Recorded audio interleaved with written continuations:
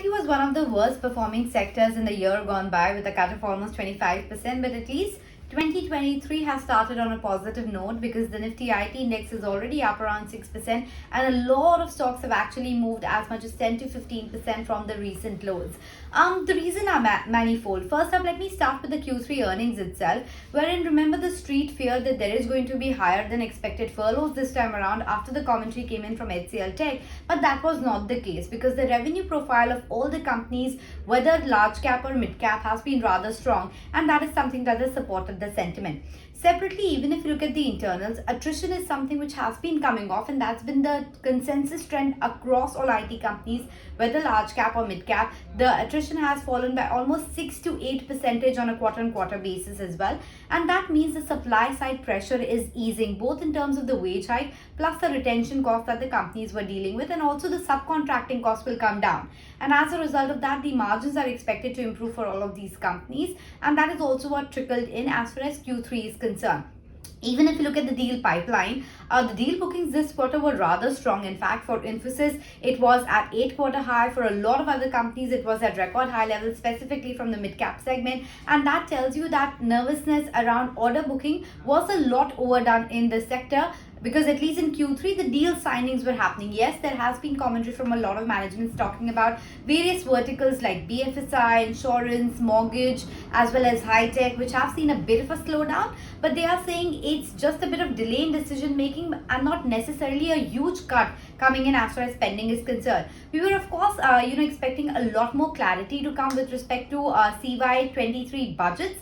That has not happened, and all the managements have said that they'll take another quarter to get more understanding how the trends are likely to be with respect to tech spend going forward.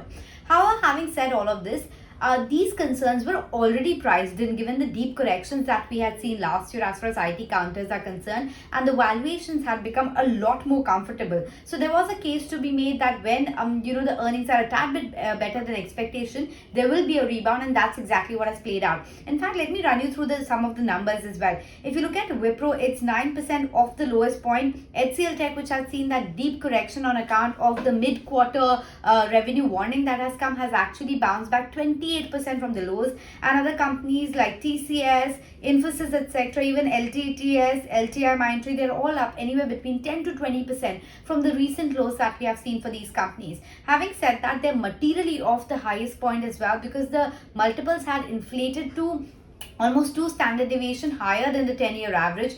That has corrected now, and even if you compare with the long-term averages at the moment, the IT sector is at a tad bit of premium, because still there is part of the street that believes that at least the IT companies will be able to deliver 8 to 12% growth in the coming years, and that gives them the flexibility to put a higher multiple versus what we have seen over the last 10 years. In fact, if you look at the multiples for a lot of mid-cap IT companies, Coforge has come down to 26 times. It was a lot higher, over 35 or 40 times earlier. Persistent System is down to 30x. LTI Mindtree has come down all the way to 24 times. L&T Tech as well, after that entire correction that we saw on account of the acquisition of SWC, has made a bit of a bounce back, still trading at 27 times. Emphasis, which has been weakening as far as the revenue profile is concerned, is trading at 20x. And when you look at the frontline companies, the premium or the spread between Infosys and TCS seems to be narrowing. Infosys, of course, had that support in terms of the buyback, which is underway as well. But TCS too has seen a bit of a steady move as far as the recent time is concerned. And if you look at the consensus buy for the sector, Infosys is something that most of the street is betting on. In fact, let me put across what Kotak had to say with respect to the IT earnings so far. They say the earnings have been not as bad as feared. In fact, earnings were slightly better than feared. However, there have been no cues for FY24 going forward, and they say that stocks are at an interesting juncture now. They see moderate upside if the slowdown is there in developed economies, and a moderate downside if there is a deeper recession. They said that a bit of a slowdown is factored into the price, but a deep recession is not. So there is that bit of downside available, and if the recession is not as deep, it's a shallow recession, then we'll see a sharp bounce back as well. Infosys and HCL Tech are the top bets, and even if you look at the commentary coming in from global BFSI players, JP Morgan, Wells Fargo, Morgan Stanley, in all the earnings that we have seen of Q3, They did talk about being a lot more cognizant about where they're spending, but technology remained a key focus area for them. And the last part of the commentary suggested that the technology spend is expected to be 3 to 5% higher than what we saw in calendar year 2022. So bottom line is,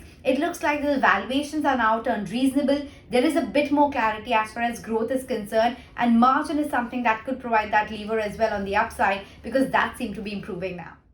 If you like this video, then like, share and subscribe to ET Now.